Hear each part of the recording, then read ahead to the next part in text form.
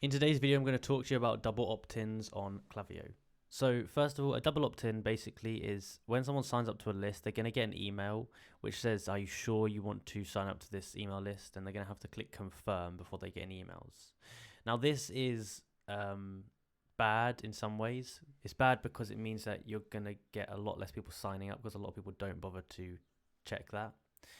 So you're going to waste a lot of leads. And it's good on the other hand because it means that you have very good deliverability scores on your emails. People will be able to, you'll be able to send people emails because they've interacted with you, so it's going to land in their main inbox.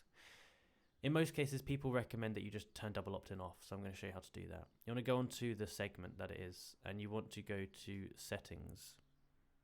Now,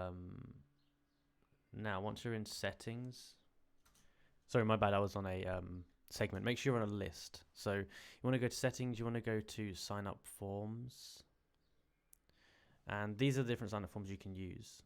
So go to subscribe and preference pages or settings. Finally, there we go. Go to single opt-in here. Now, what this is going to do means that they're immediately going to subscribe to the list without confirmation. And this is what you want. Now, regular list cleaning is recommended, as they say.